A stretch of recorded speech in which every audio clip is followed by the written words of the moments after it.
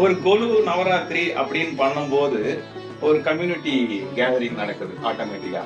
அதுக்கப்புறம் அந்த பாடல்கள் பாடுறாங்க, அதை பத்தி தெரிஞ்சுக்கிறாங்க. ஸ்லோகங்கள் சொல்லும்போது குழந்தைங்களுக்கு அது தெரிய வருது. அதனால கத்துக்கிறாங்க சில விஷயங்கள்.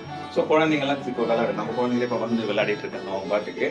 இந்த மாதிரி ஒரு நல்ல நிகழ்வுகள் அடிக்கடி நடக்கும்போது இந்து தர்மம் காப்பாற்றப்படுது. அதானே? ஆமா. ஸோ எனக்கு என்ன பொறுத்த வரைக்கும் இது கடவுளுக்கு பண்றதோட நம்ம ஃபேமிலிஸ்லாம் ஒன்று சேர்றதோட அதுக்கு தான் மெயினா இந்த ஃபெஸ்டிவல் நினைக்கிறேன் நான். சரி சரி. ஸோ எல்லாரும் ஒரு டைம்ல வந்து வேற என்டர்டைன்மெண்ட் கிடையாது, வேற இதுக்கு சோஷியல் ஆஸ்பெக்ட்ஸ் கிடையாது, சோஷியலைசிங் ஆஸ்பெக்ட் கிடையாது. அதனால இது மாதிரி உருவாயிருக்கும். இந்த காலத்துல தேவையான்னு கேட்பாங்க யூஸ்வலா. என்னை பொறுத்த வரைக்கும் இந்த காலத்துல ரொம்பவே அவசியம். ரொம்ப அவசியம். ஏன்னா இதுதான் ஒரே ஆப்பர்ச்சுனிட்டி நம்ம எல்லாரும் ஒன்னா சந்திக்கக்கூடியதா இருக்கு. இப்போ அது அதிகமா நடக்குது வேற.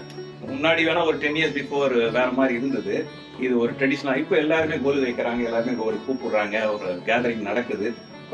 என்னதான் மீடியா நம்மள இன்ஃப்ளூயன்ஸ் பண்ணாலுமே இந்த ஆக்டிவிட்டி நிக்கவே இல்லை. ஆமா, இது எந்த அளவுக்கு நிக்கலன்னா இது வேற வழி இல்ல, இதை கவர் பண்ணி ஆகணும்னு சொல்லி இப்ப மீடியா எல்லாரும் இதையும் கவர் பண்றாங்க. ஏன்னா காம்படிஷன் இருக்கிறாங்க, இது பண்றாங்க. ஸோ மீடியா வந்து சொசைட்டி மீடியானால இன்ஃப்ளூயன்ஸ் ஆகணும்ன்ற அவசியம் இல்லை. நீங்க இப்போ மீடியாவை வந்து சொசைட்டி இன்ஃப்ளூயன்ஸ் பண்ணிருக்காதா? மீடியா நம்ம இன்ஃப்ளூயன்ஸ் பண்ண வச்சு பக்தர்களை கூட வச்சு நிறைய கோயில்களுக்கு நம்ம கொண்டு போய் சேர்த்திருக்கோம்.